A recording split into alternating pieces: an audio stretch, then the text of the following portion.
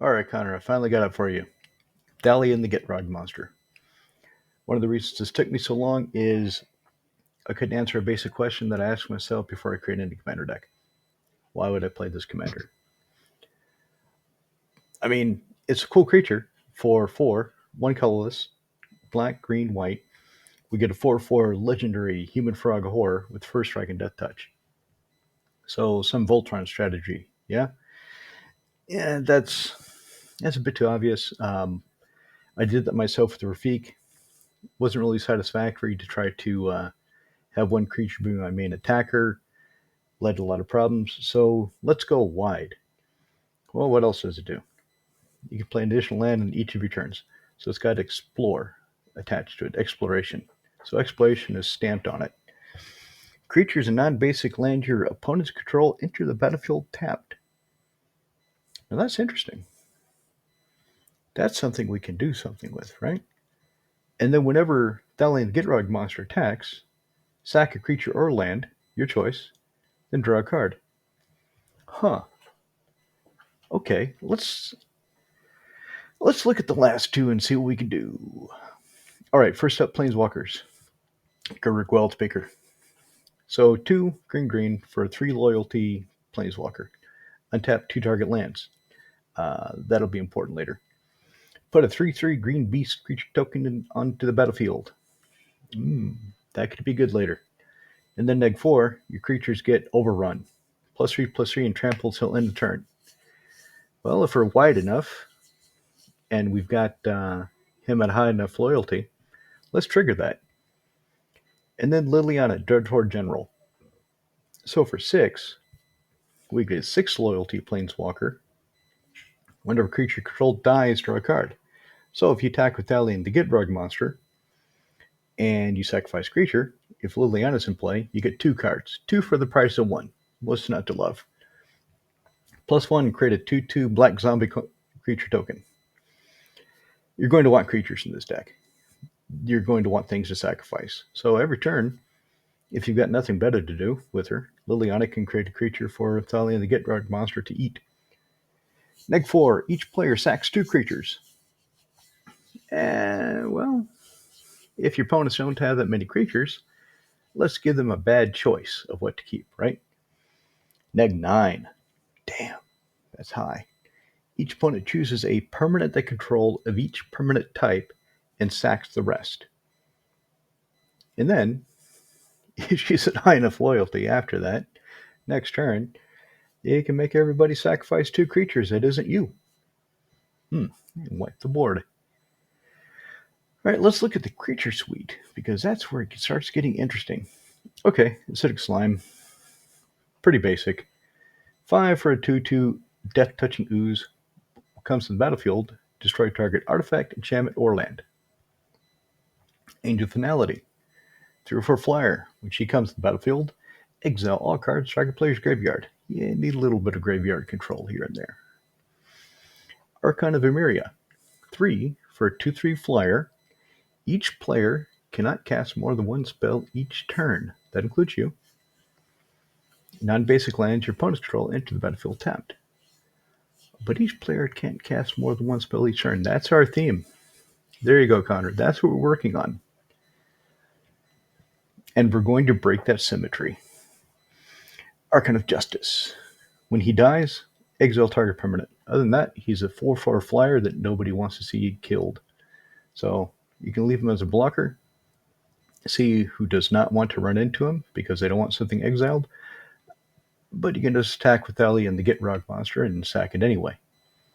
And then get it back with, maybe, Athreos, God of Passage. 3 for a 5/4 Indestructible God. Alright, so as long as your devotion to white and black is less than 7, he ain't a creature. Whenever another creature you own dies, put it back in your hand unless target opponent plays 3 life. Pays, not plays. Pays 3 life. I'd like to play 3 life. So, that's starting the recursion suite. Bone Shredder. There's a problem on the board and it's not black or artifact. Bone Shredder can solve it for you. He's got Echo, so you'll sacrifice him. But the better play is play him, kill something that's a problem, attack with Thalia and the Git, and then sack the Bone Shredder to their ability and draw a card. I did take some inspiration from my Sigarda deck for this, um, and I'll tell you, it was pretty wild thinking of the direction, thinking of, okay, how will I make this interesting? How will I make this work? Okay, so you've got Dauntless Escort. 3 for a 3/3, sack him, creatures you control are indestructible this turn. Of course, you've got my favorite white card, Sun Titan. So when he comes into play, if you sack that escort, he'll bring it back into play, or if he attacks, he'll do the same.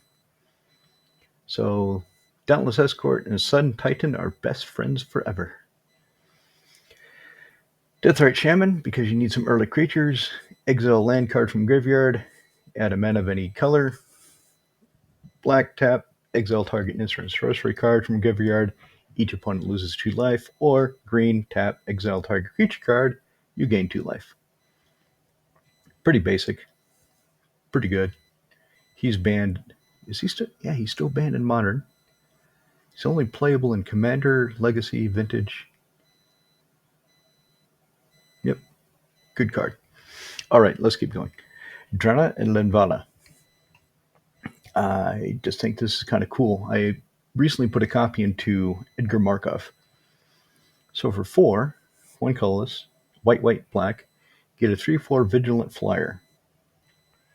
Activate abilities creatures your opponents control cannot be activated.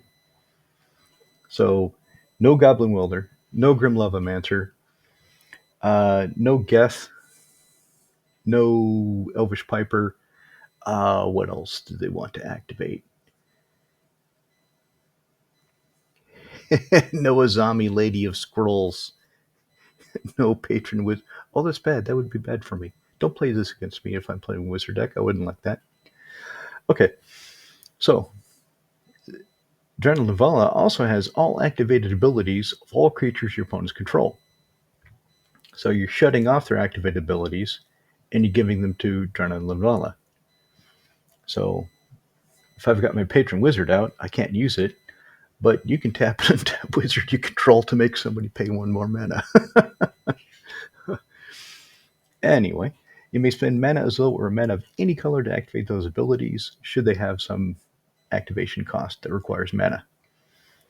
Duplicate comes into play, exile target creature. Ideally, one opponent controls. I can't really see any proper cases where you'd want to do this to yourself, but maybe they exist. I haven't seen it, but it could happen. So, and non-token creature. You cannot exile tokens with Duplicate. He doesn't want to be a token. He wants to be a real card.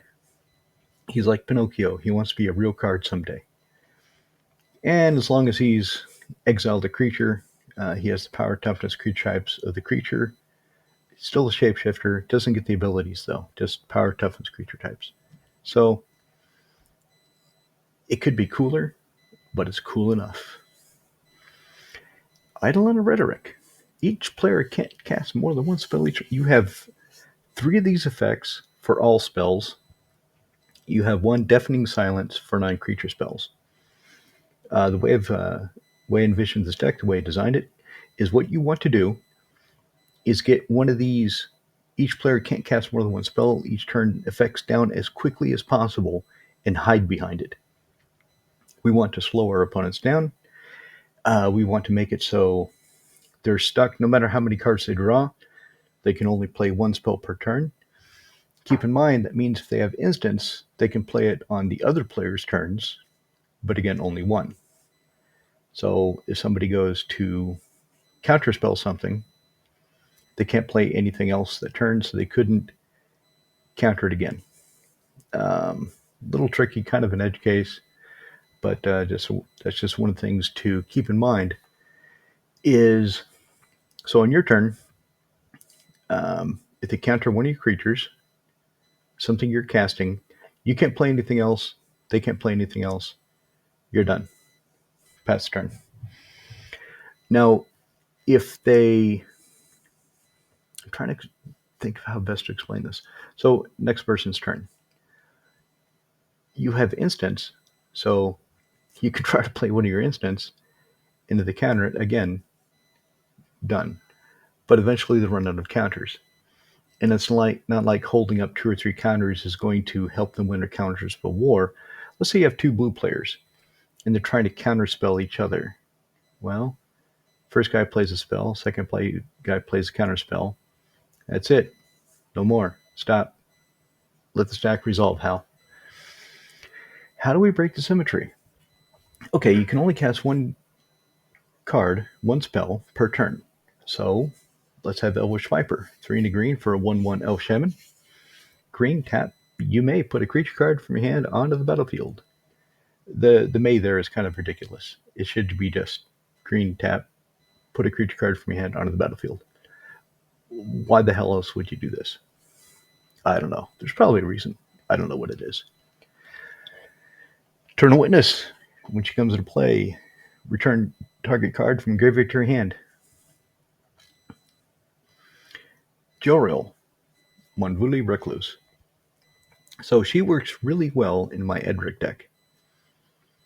Whenever you draw your second card each turn, you get a 2/2 kitty cat. The reason she's in here is until you get Thalia the Gitrog Monster out, you have some small ways of drawing cards. But when they start attacking and you're sacrificing a creature or land, your choice, and you draw a card, that will be your second card that turn, most likely. So you get a kitty cat. So next turn, if you need to, you can sacrifice a kitty cat. Just one of the ways of keeping things going. Plus, if you have a full hand of cards for 6, creatures you control become base, power, toughness, XX, where that's the number of cards in your hand, and you can smash face. And base doesn't count the +1/+1 counters you're going to be putting on some of your creatures. Keep that in mind.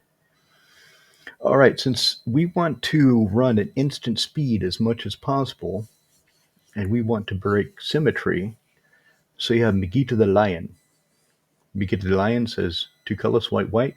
Throw away 2 cards from your hand, and Wrath of God. Destroy creatures except for him. So he'll survive. Everything else will die. Maybe. You've got ways around that too. Kokusho, the Evening Star. All right, 6 for a 5/5 flying dragon spirit.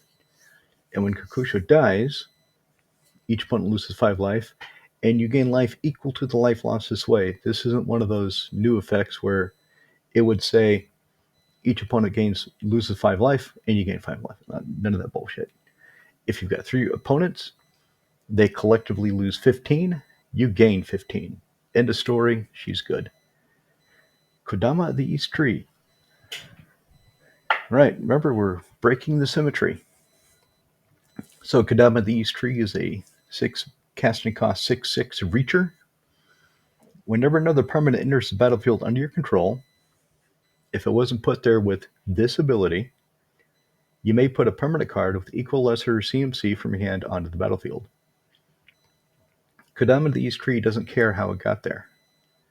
So on your opponent's turn, if you essentially flash something into play with Elvish Piper, Kodama the East Tree will see that, say, hey, you want to put something cheaper down too? And if you have it, do it. It can even be a land. It can be as simple as a land, whatever you have in your hand. So that's one of the other ways of breaking the symmetry. So on your turn, if you can only play one spell per turn, cast something, Kodama the East Tree, if it's out and you don't really have anything else, will see that and allow you essentially to play another permanent for free. So that's another way to break the symmetry. Kitchen Finks. Well, Thalia Gitrog Monster. Well, probably not Thalia. Gitrog Monster is hungry. Feed him some Finks. It comes back. Put a +1/+1 counter on it.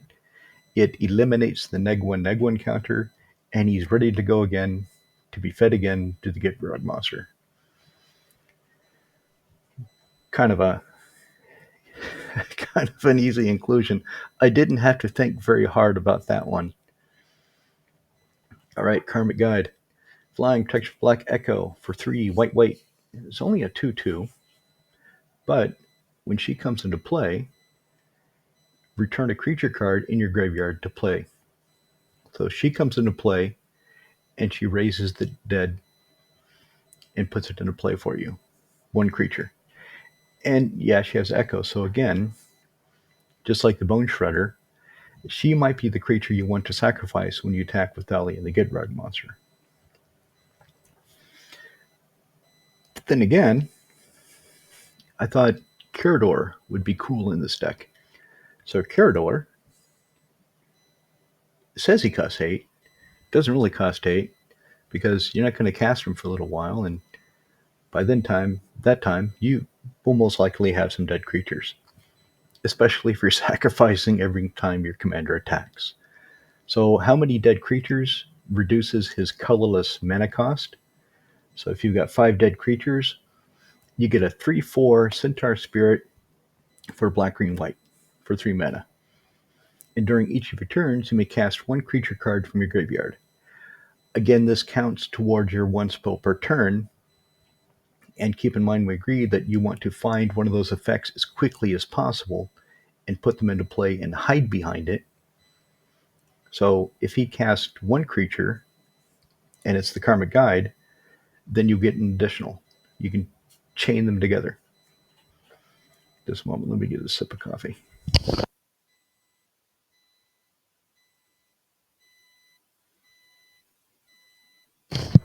Okay, that's better. All right. Again, keeping in line with some of the inspiration I took from my own Sigarda deck, Juniper Order Ranger. 5 for 2/4. Whenever another creature comes into play under your control, it gets a +1/+1 counter, and so does the Ranger. So if Ranger is hanging around and the Finks come back with Persist, the Ranger will say, "Hey, I'm going to get bigger. I'll make you bigger too." And the +1/+1 counter negates an egg one counter. Your Finks are ready to go. Bright as rain, fresh and fruity. Or you just make it so your creatures can't get neg one counters anyway. So for 2/2 Human Scout, you can't get poison counter. Not sure if you have too many people in your playgroup that play poison. We've got a guy in my group that does. It's annoying. So I'm thinking I should put a Malira in all my green decks just for the odd times he breaks out the poison deck and I can go, bang, you're not going to kill me today. So you can't get poison counters. Creatures your opponents control lose infect. And creatures you control cannot have neg one counters placed on them. She does a lot for her mana cost. She does a lot. But it's narrow. Admittedly, it's narrow and it's only against one strategy that I have no idea how prevalent it is in your area. Maybe it's very prevalent and she's exactly what you want. Mirren of Clan Neltoth. So, 2 black green, 3/4. Whenever another creature you control dies, you get an experience counter. And yeah, Thalia, Gitrog Monster, they'll be killing a lot of creatures. So you should be getting a lot of experience. It's slow. They only kill 1 per turn. But you can speed that up with Begita the Lion. So at the beginning of your end step, choose target creature card in your graveyard. If that card's CMC is less than or equal to the number of experience counters you have, it comes back into play. Otherwise, you put that creature in your hand. I could put Spore Frog in this deck, but I don't think you really need it if you restrict everybody to only playing 1 spell per turn. But Spore Frog should be under consideration. We'll get to that towards the end. Saphire Daughter. Green-white for 2/2. Sacrifice her. Target creature is put into your graveyard from play this turn. Return that card to play. So you have Mirren of Clan Neltoth out. You have Safi out. You want to blast the board with Megita the Lion. Sacrifice Safi, give the effect to Mirren, Megiddo Wraths of God, and Mirren comes back with experience counters for you. So the more I look at this, the more fun I think this is going to be, and I'm starting to want to build it myself. Seedborn Muse, the genie's favorite card. Untap all permanents controlled during each other player's untap step. When we get to the artifact section, you will see why she would really shine in this deck. Of course, Shalai Voice of Plenty. You spend 6, put a +1/+1 counter on all of your creatures. If you're tapping all your lands along with everybody else, and you've done nothing else at the end of their turn, you can just dump your mana into +1/+1 counters for your creatures. So, Seaborn Muse is working nice with Shalai. Also, you, planeswalkers you control, and other creatures you control have hexproof. Protection. Solemn Simulacrum. 4 for 2. I think we all know what Solemn Simulacrum is and does. He comes into play, go find a basic land, put into play tapped. When he dies, and he will die, draw a card. So he's one of the few draw cards you have outside of Thalia and the Gitrog Monster. So if you have him play, you've used him, just wail and just send him out, just try to get him killed. And if Joy rolls out, then you'll get a kitty cat when he dies, because that would be the second card you draw on that turn if you get him killed on your turn. Sun Titan we already covered. Okay, we've got Kukusho. Jugan didn't really seem necessary, but USA could be fun in this deck. For again, like Kukusho, except it's white, 4 white for 5/5 flying dragon. When he's put in the graveyard from play, target player skips his or her next untap step. Tap up to 5 target permanents that player controls. Should set somebody back. World Shaper. If you start sacrificing lands to Thalia and the Gitrog Monster, because you don't want to sacrifice the creatures you have for whatever reason, World Shaper can get them all back. So you can put a lot of lands in your graveyard, and then eventually sacrifice World Shaper to the effect, and get them all back. Also, with his mini mill, whenever he attacks, put the top 3 cards of your library into your graveyard. He's going to be putting more creatures in your graveyard. He's going to be giving Carador more fuel. So that's another attack you can take.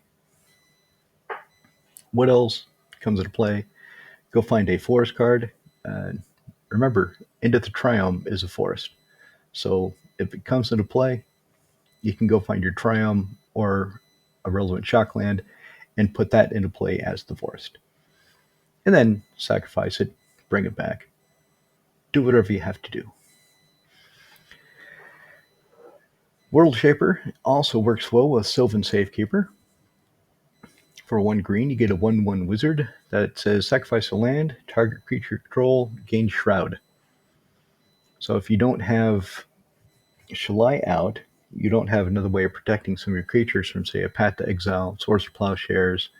You've attacked into a Soul Snare for some reason, or you've intentionally attacked into a Soul Snare because you know you have the Safekeeper. Just sacrifice a land, and you can trigger it multiple times. If you're feeling brave, you got 4 creatures attacking, and they're going to settle your wreckage, and you don't want your wreckage settled. You sacrifice 4 lands.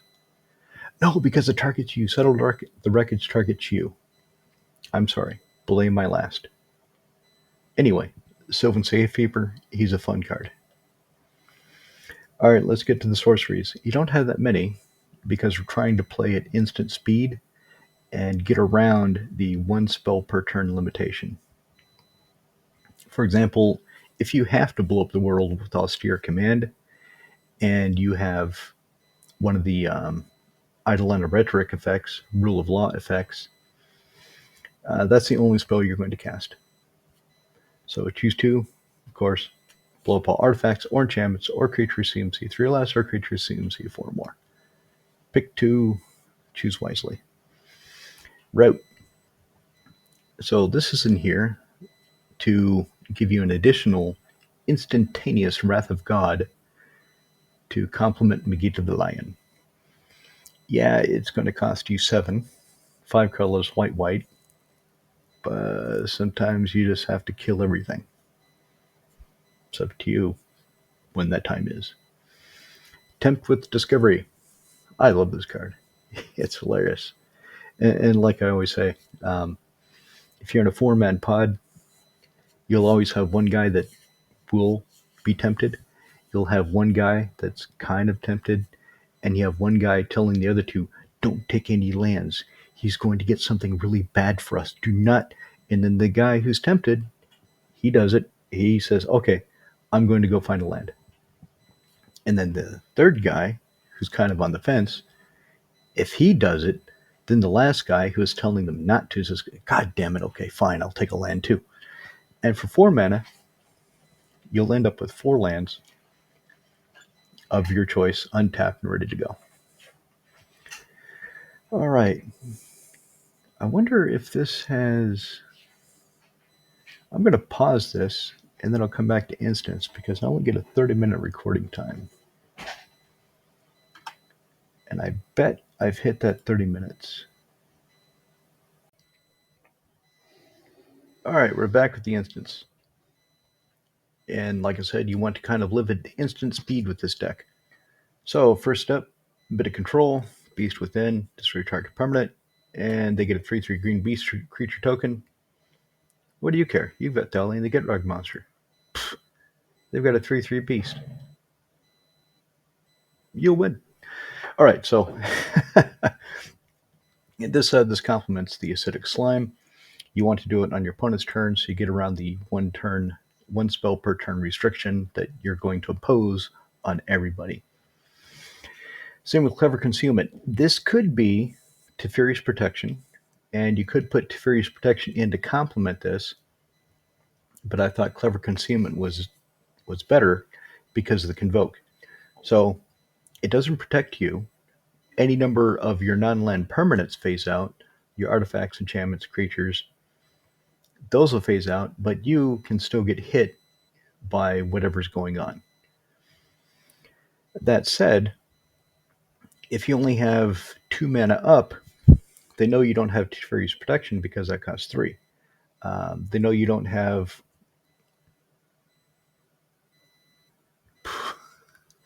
Ghostway because, again, that costs 3. Or if you've got a couple white creatures out, if you got 4 creatures, 2 of them are white, you don't have to have any mana up, and people think they're free to do whatever because you can't stop them. So that's why I thought Clever Concealment was a better way of protecting your board from a mass board wipe, mass exile, mass bullshit than Teferi's Protection. But like I said, you might want to put it in there. That's also why it's in here and not Heroic Intervention, because if they're doing Farewell or Merciless Eviction or some crap like that, Heroic Intervention doesn't help you. Your stuff's getting evicted or you're saying farewell to it. But if you conceal them cleverly, then they miss the big eviction party. Crop rotation. Time you play it, sacrifice a land. Search a library for a land card, put into play, shuffle. Play it on your opponent's turn. Inline Tutor. So you need ways of finding your one spell per turn effects. This could have been Idyllic Tutor, but that's a sorcery. And if you already have one of the effects in play, then you want to be able to play this on your opponent's turn to get around the one spell per turn restriction so you can find something else. So let's say you have Eidolon of Rhetoric already in play, and you don't need to go find it. You can use your Enlightened Tutor to go find something else at the end of the turn of the opponent preceding you. Harrow, same thing. It gets you a few more lands. Play it at instant speed. Additional cost, play Harrow, sack a land, search a library for up to 2 basic land cards, put them onto the battlefield, then shuffle. And they're not tapped. Thrilling Encore. All right, if when your opponent is going to do a mass board wipe, Damnation, Wrath of God, something like that, then you can give them a Thrilling Encore at instant speed. And if everybody can only cast one spell per turn, and let's say they're playing blue-black, so they're playing blue-black, black-blue, they're playing black-blue, and they've done Damnation, and you go Thrilling Encore. They can't counter it. They already played their spell for the turn. Let's see. Artifacts. So, Arcane Signet, pretty basic. 1 mana of any color in your commander's color identity, just a bit of ramp. Beam a Sledge. Life is good. Trample is good. A trampling lifelink Gitrog monster that has Death Touch. Already, is that Death Touch? Let me go back up. First Strike and Death Touch. So First Strike, Death Touch, Lifelink, Trample, +2/+2. So you put this on the Gitrog monster and just smash face. Just go to town. Birthing Pod. This is another way of breaking the symmetry, because let's say you play the Wood Elves and you've got Birthing Pod out, so that's your one spell. You can sacrifice the Wood Elves, not a spell, and replace it with a creature that matters a bit more, like Marin or World Shaper, whatever you need. Cauldron of Souls. Again, something from Sigarda. Something from my Sigarda deck is this idea. Cauldron of Souls. So you're doing Megiddo the Lion's Wrath of God. You have all your creatures persist. And if one of them is the Juniper Order Ranger, you're golden. So you give all your creatures persist. You Wrath of God. Your creatures come back with Negwin tokens because of persist. And Juniper Order Ranger says, hey, actually I'm going to erase all those Negwin counters. Everybody cool with that? Great. Or if you have Melira coming back, she automatically says your creatures cannot have Negwin counters on them, placed on them. So in any case, if you already have a one spell per turn effect in play, you're probably going to want to go find your Cauldron of Souls. Darksteel Plate is indestructible. Your equipped creature is indestructible. Put it on the Gitrog monster and really go to town. In line with the Breaking the Symmetry, to complement the Elvish Piper, we have Quicksilver Amulet. 4. This is 4 tap. You may put a creature card from your hand onto the battlefield. If you're not putting a creature card from your hand on the battlefield, I don't know why the hell you'd be spending the mana and tapping it, but that's how they word these things these days. Okay, since he's Divining Top, this is in here because of one of the enchantments you have. Anybody who's skipping down and looking at the names of the enchantments early, shame on you. Be patient. We'll get to it.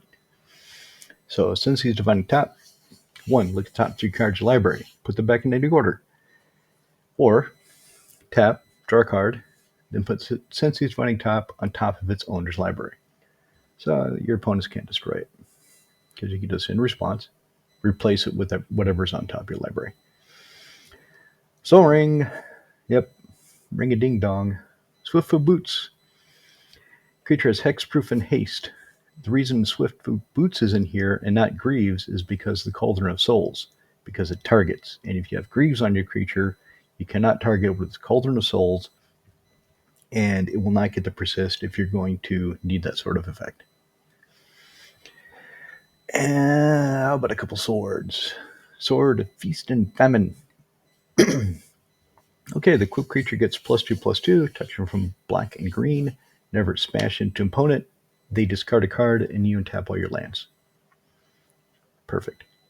Sword of Light and Shadow. Equipped creature gets +2/+2, touching from black and white. Whenever it smashes face, you gain 3 life, which doesn't sound like a lot, but over time, it can add up. And if you're getting hammered every turn, gaining any kind of life is pretty good. It keeps you from just outright dying sometimes. And you can raise dead. Bring a creature out of graveyard, put in your hand. Winter Orb. This is nasty. Players cannot untap more than one land during their untap phases. But if you have Seedborn Muse, you can untap all your lands during everybody else's untap phases.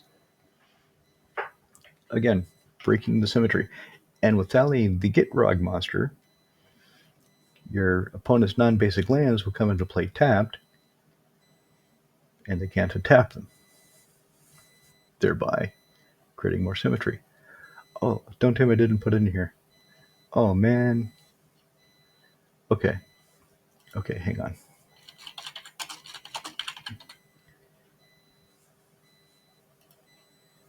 Okay, now I have to take something out.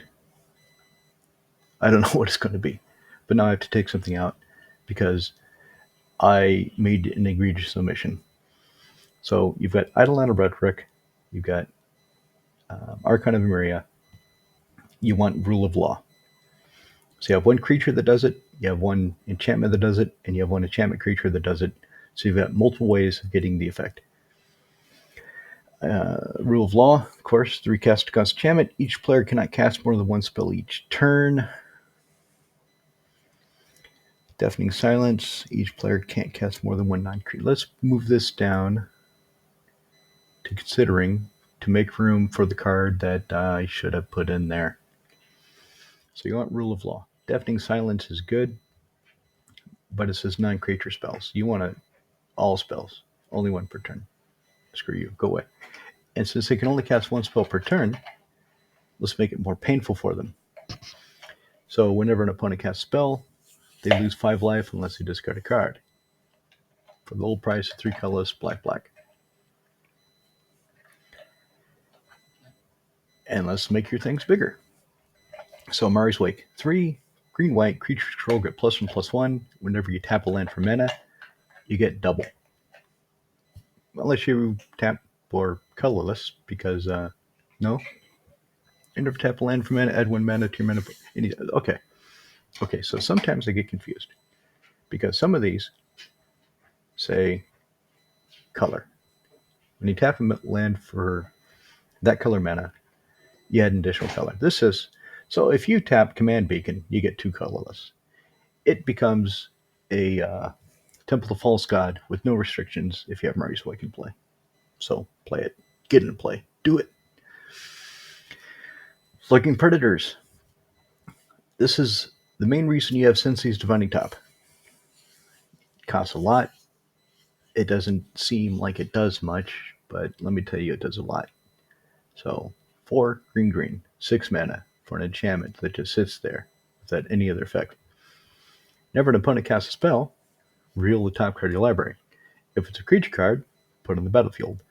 Otherwise, you may put it on the bottom of your library. So with Sensei's Divining Top, if your opponent casts their 1 spell each turn, if you're not feeling good about what's on top, you can activate the top, rearrange the top, and make sure the top is a creature card. So you get a free creature onto the battlefield for them casting their 1 spell per turn. I love this card. And this card's overdue for reprint. It's great fun. Dictate of Erebos. Since you have to sacrifice creatures with Thalia and the Gitrog Monster, or lands, but if you sacrifice creatures, it's kind of not fair that nobody else has sacrificed creatures too, right? I mean, you want some symmetry in that. So, Flash, whenever a creature you control dies, each opponent sacks a creature. I don't think I need to explain that one any further. Defense of the Heart, again, to break the symmetry. So if one of your opponents has managed to get 3 or more creatures into play, and they're in play at the start of your turn, at the during your upkeep, sack this and go find 2 creatures, whatever you need. I'm not going to recommend anything because it all depends on the game state at the time. Why is it the Mystery Edition? I don't like the Mystery Edition. Let's switch printing. Ooh, get that one. That one's kind of cool. Okay, so Connor, when you build this deck, get this Defense of the Heart because that looks cool. Burgeoning. You're going to be drawing cards. You can only play one spell per turn if if your game plan goes correctly. So you need to get the lands out of your hand somehow. So play them on your opponent's turn. When they're playing their lands, play one alongside them. All right, so that's the main deck. Now let's get to the meta base. So Buried Ruin, add one to your mana pool or sack it. Two, sack it. Return target artifact card from graveyard to your hand, whatever you need. For me, more often than not, it's the Cauldron of Souls because once my opponents figure out what I'm doing with it, they blow it up for some reason. Command Beacon. This and Buried Ruin sacrifice themselves. You've got World Shaper to get them back, so don't worry about waiting until the proper moment. Just sacrifice them whenever you need them. Get them back with World Shaper. Get him back with Carador. Get him back with Karmic Guide. Whatever you need to get him back with. And keep going. Command Tower. It does what it does. It's like Soul Ring. Everybody knows it. I thought these Full Art Forest from, I think it's Midnight Hunt. I don't know. I didn't buy much of the set. But I thought these are cool, so I made that the picture. Whatever forest you use, or whatever forest you use. Gavany Township. Well, if we're giving our creatures persist, we want multiple ways of getting rid of those neg 1 dug 1 counters, and maybe beefing up our creatures along the way. So Gavany Township, 2 green white, tap, put a +1/+1 counter on all the creatures you control. God of the Shrine, black and white shockland, high market. So if one of your creatures is going to be exiled, you can send them to the high market. They go to the grave, and you've got ways of getting them back for the grave, so that should be a safe place. Should be. And they can sleep there. You can let them rest there for a little while. Temple Garden, your forest plains shockland, swamp. I really like the way this looks. I want to get one of these in foil for my art binder. That just looks cool. And the plains, I bet that looks cool in foil too. I want one. Anyway, there's a forest that you can find with the wood elves. Opal Palace. You don't have much creatures that share a creature type with Thalia in the Gitrog Monster. You've got a few, but just think of this as a command tower that comes into play tapped and keep going. No, I'm thinking of Path of Ancestry. Blame my last. I'm thinking of Path of Ancestry. This is exactly what it is. This is a way of making your commander bigger. Now, if you put Thalia the Gitrog Monster in your hand with a command beacon, oh, that it's been cast from the command zone. Okay, I thought there would be some kind of cool thing where you could put it in your hand and cast it for 4 and get a counter, but it's only when you cast it for the command zone. Oh well, still a good card. There's your black-white fetch land. There's your Into the Triumph, your triple land that can be found with the Wood Elves. This is funny. This card is great. I only own, I think I've said 2 or 3 copies. I can't remember exactly. Um, my opponents love to hate this card, and because I've played it so recently in a couple of the decks that have them, they think I have it in all my decks. I don't, but I probably should. It's become something of my signature card. So get a colorless mana if you need it, or spend a colorless mana, tap it, target creature gains protection from artifacts until end of turn. Wow, that bird has 2 swords, beam sledge, prize shield, and a sun forger, and he's going to drop it all. Are you still attacking with him? No? Okay, good. We have an understanding. Herbor, Tomb Jogmoth. Cabal Coffers is not in here because you probably don't need to generate that much black. Um, you're restricted to one spell per turn, and that's what you want to shoot for, is get one of those effects in play. And if you have only one spell per turn, by the time you have 6 lands out, or 5 lands and a mana rock, you can cast pretty much anything you have. I mean, the top end of your scale is Carador, and he makes himself cheaper according to your graveyard. So it could be that you will want to Cabal Coffers after you play it and see how it actually runs. But until then, this is in here in order to give all these colorless lands the ability to produce black. Verdant Catacombs, yep, go find a forest or swamp. Volrath Stronghold. If you don't have one of these, get one. The reserve list prices have started to creep up. This is still relatively cheap for what it does in being a reserve list card. And what it does is it puts a creature back on top of your library from your graveyard. So 1 in a black, tap, put target creature cards from your graveyard on top of your library. It saves your creatures from exile, say with the Deathrite Shaman, and also allows you to reuse them quicker. Winding Canyon. So if you've got the Seedborn Muse, you want to play at instant speed.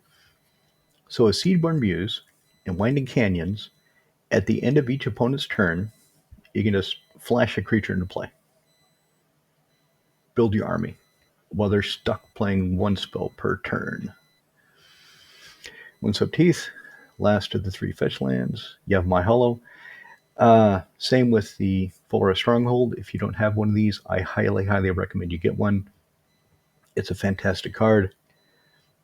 It's just so easy. Comes into play. Untap. Tap, add 1 colorless mana, or spend a green, tap, regenerate target creature. What's not to love? And since we've got the Tomb of Yawgmoth, let's put in the Cradle of Growth. So that way all these lands that produce colorless can be forested, well, can produce green.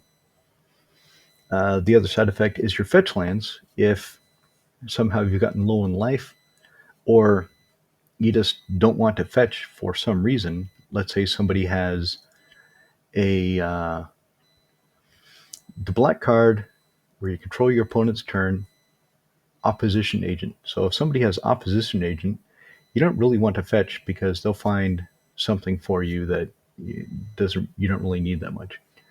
So with the Cradle of Growth or Tomb of Yawgmoth, your fetch lands can just become normal lands. All right, let me show you what I was considering for this, and then we'll wrap it up. So I was considering Ajani Goldbane, mainly because of the easy neg1, put a +1/+1 encounter on all your creatures, and they gain vigilance until end of turn. So that gets around, or helps the neg1 go away from the Cauldron of Souls. In a pinch, you can also gain 2 life. The neg6, I don't even care about it because I never use it.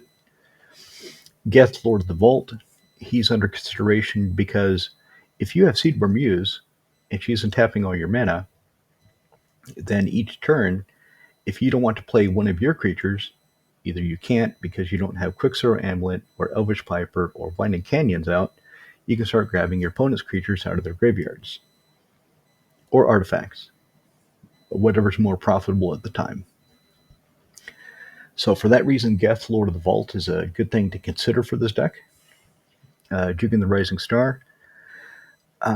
Putting +1/+1 encounters on up to 5 creatures didn't seem worth his inclusion. Now, if you do want him in the deck, by all means, it's still a 5/5 dragon for 6 in colors that normally don't have flying of that magnitude.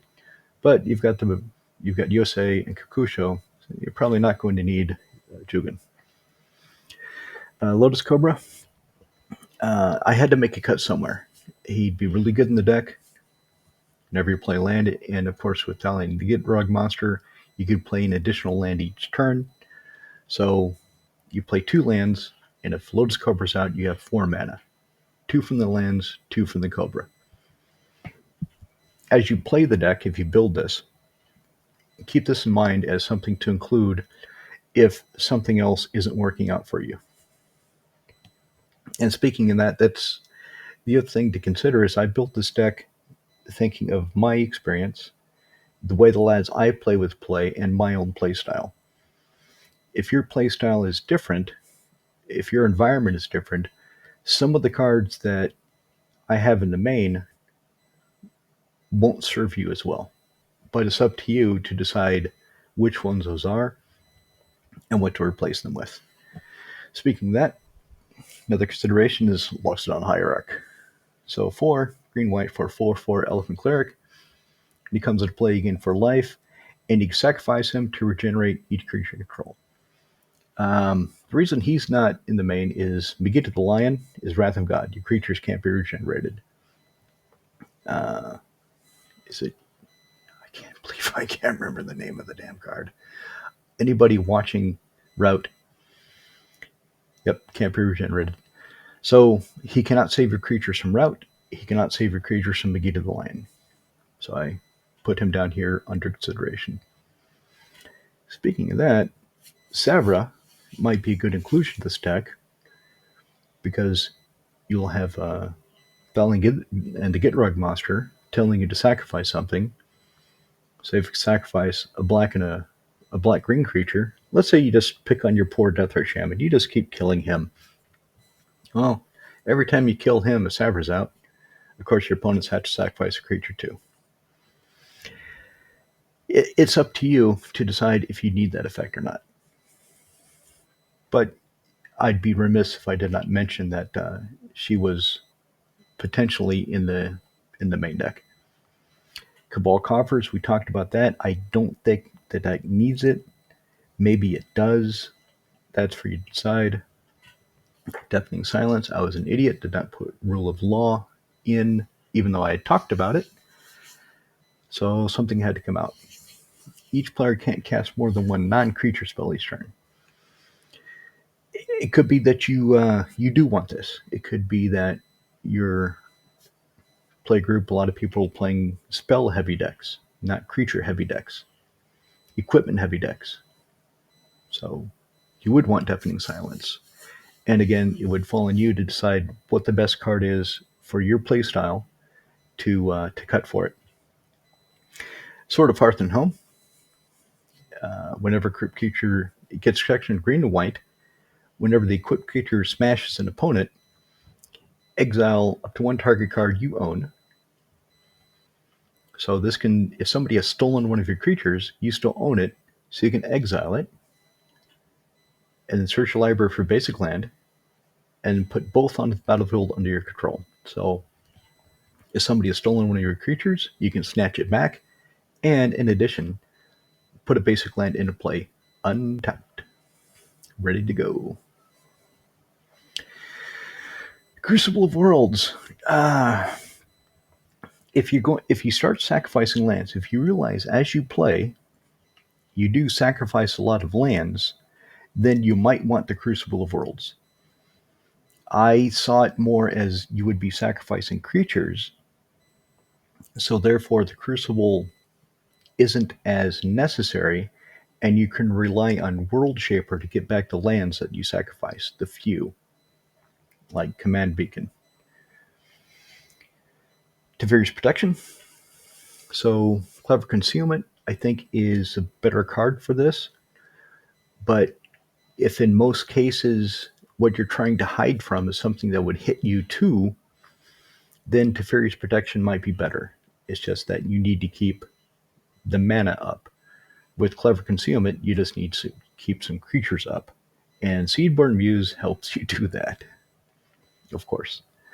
Right, so that's the deck. I hope you like it. Let me know what you think. If there's anything that you would put in that I didn't think of. If you're going to rush out and drop $935.01 to build this and make your opponents cry because they can only play one spell per turn.